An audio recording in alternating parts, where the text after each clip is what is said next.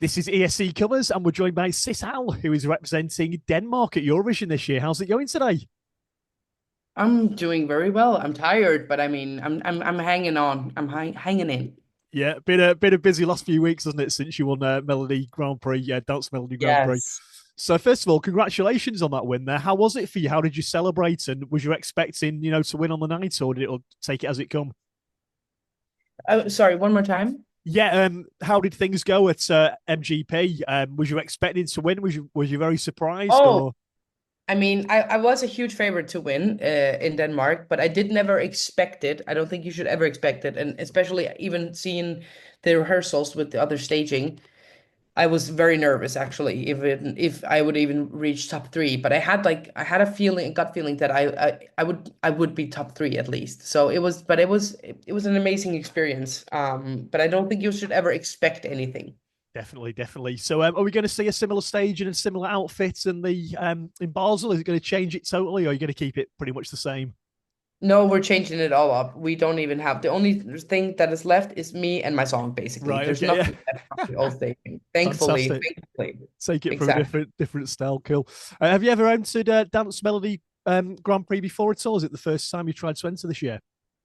I tried last year as well, but I'm very happy that I didn't get through because I think last year was very hard for most of the participants.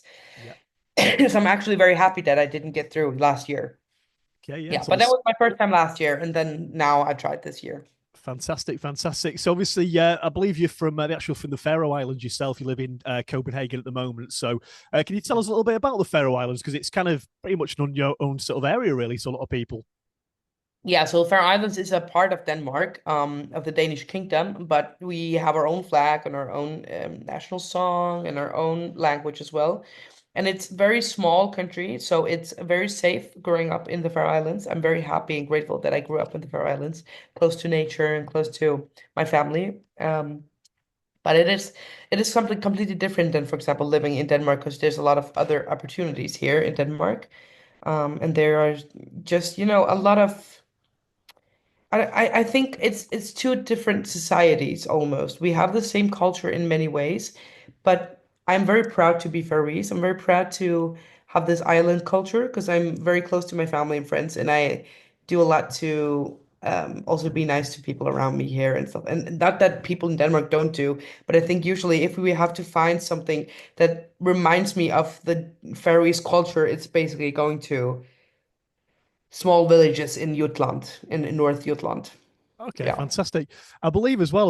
I watched some Faroese TV once at some time. Is there still that kind of strange sort of bingo lottery game? I think it's called Gecker. Is that still happening? Yeah, Jacqueline. Yeah, it is still Very, there. very It's popular, still isn't alive. it? It seems to be the most Yes. popular TV show.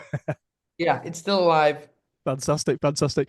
And I believe as well, possibly the government are in talks of the EBU, try and compete as a country for Faroe Islands at some point as well. So that'll be cool to see in the future. So hopefully, fingers crossed that may happen. So moving on to Denmark now, of course, as well. What's the best part about living in Copenhagen? Any sort of places you recommend people they could check out?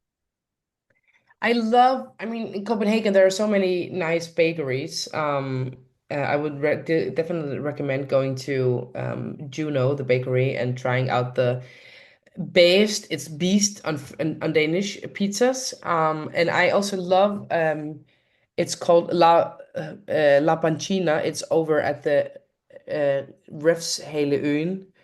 It's like an outdoor swimming area in the ocean. It's just so nice and it's nice vibes and in the summer it's amazing. And right besides that there's some street food as well in Copenhagen, like in Reffen it's called.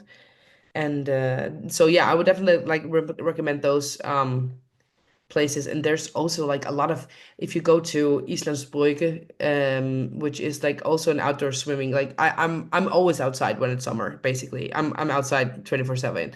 That's also somewhere where I'm at and chilling by the water, by the sea and swimming and stuff like that. So I could definitely, there's a lot of good spots for that. Definitely, yeah. On a sunny day, it looks fantastic. I've seen, is it some of the bridges as well? There's like a sort of harbour area, and people are always out Yeah, and stuff and exactly. sunbathing. Looks really cool. So, Yeah. speaking of Denmark as well, we've got a bit of a sort of funny little game for you today. I'm going to give you two things, maybe two Danish things or two Danish singers. and you can pick Yeah. between which you like to play. We played actually with Gojo yesterday from Australia with some Australian things. It was quite fun. So, first of all, of the musical bands, Aqua or Wigfield from the 90s? Huh? The band Aqua or the band Yeah, Wigfield? yeah. Yeah, Oh, which of the two? Aqua, Aqua. Aqua, I of was course, Aqua. yeah. Yeah. And Mm. a bit more Yeah. modern as well. Emily DeForest or Lucas Graham? Lucas Graham. Okay, kill you. Also, well, going back to the bands, Alphabet or Infernal? I love Alphabet. Alphabet was a great band. Infernals is also cool, but I would say Alphabet. Yeah. Fantastic, fantastic. We mentioned the pastries before, so maybe swung on that way. But Danish pastry or Danish bacon? Oh, no, Danish pastry. Danish pastry, okay. Yeah. Speaking of the alcohol as well, Carlsberg or Tuborg? Carlsberg. Classic. Actors as well, Viggo Mortensen or Mads Mikkelsen? Mads Mikkelsen, always. Fantastic. And finally, a bit of a touristy destination at Tivoli Gardens or Little Mermaid statue? Tivoli Gardens. Mermaid statue is way too It's very small, isn't overhyped. it? It's so boring. You get there and you're like, oh, is this it? That is it. Yeah. Fantastic, fantastic. Definitely keep So, going. going back to your song then, Hallucination, really great song this year. Are we going to see any sort of remixes of other song, maybe, or even a different language, maybe sing in Danish at some point, possibly? No, it won't be any version in Danish, but we have made an orchestral version. I don't know when it will be released. It's released on the Danish broadcasting, but it was supposed to come as well as a little bit more from to Eurovision. I don't know like about remixes. I hope so. Like that is not up to me, basically. That's Yeah, up of to course, D. yeah. Like so, I mean, I would love to hear some other versions as well of Hallucination. I would love that. Yeah, the classical things sound really good as well because I know a lot of times in the UK as well they'll have like dance acts with like classical acts performing it add a different sort of style to it. So I think that'll be interesting to Yeah. see what it sounds like as well. So also as well going back to Denmark, obviously famous for Lego. If you could build anything out of Lego, what would you build? Ooh, I don't know. Like a garden. A Garden. garden. Yes. I like the sound of that. Fantastic. So also as well, the song's called Hallucination. Going into your life, what would you say is the strangest thing that you've seen as like a hallucination? Like, you've seen ghosts, aliens, that kind of thing, maybe? Anything I that have can't be never seen explained? anything like that. But I will say maybe what is a weird thing that I have seen? Have I seen some weird stuff? I have never hallucinated though, but I mean, there's a lot of weird things happening in this world, so I don't know. I don't think I have one thing right now to come up to Oh, mind. yeah, Like, that's right. fine. No problem. No worries. And obviously, yeah, are we going to see any album at all coming from you soon? Or you've had an EP in the past? Anything in the future, or maybe any sort of festivals? Obviously, there's a few festivals like Roskilde in Denmark as well. Could we see you there in the future, maybe? I mean, I will definitely make more music. I think there's a lot of stigma in Denmark around participating in the DMGP, so it's hard to get like to these bigger festivals Mm-hmm. because they choose a lot of underground artists as Okay, well. yeah. And but I would love that. That would definitely be like my biggest dream to perform at these concerts or yeah at the festivals basically. So I would say like that's a dream, but I mean you never know. Hopefully I will. Hopefully. Yeah. Okay. Fantastic. And of course, not just you in Eurovision as well. Obviously, you're a family person as well. You're a mum. You got two kids. How did they react when you got picked at Melodi Grand Prix? Were they there in the Oh, they were audience as well, so cheering happy. along? Yeah. Yeah, they were in the arena and they were so happy, especially my older one. She like got it. She understands it much more than the younger one. She was like she did not really understand what was going on, but they're really proud, but I will say like they are tired now because I am a lot of way and for the pre-parties, so they have been missing me a lot. Of course. Yeah. Um yeah, but I think like yeah, it's been a ride. It's been a ride and I think also it's good that it won't be this intense soon.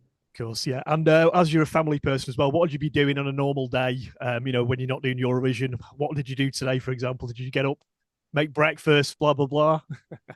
Yeah, I will like give the kids some clothes and food and then get them to the kindergarten and then I will go to school because I'm a student as well and then I come home and get them early as I can and I'm probably like as soon as it's a little bit warm outside, I am outside all day. Like I literally am outside with the kids up until right before dinner. And then often like in the summer we eat actually rye bread with some yeah, with eggs and stuff like on because I don't want to make dinner because it's so we just want to be outside.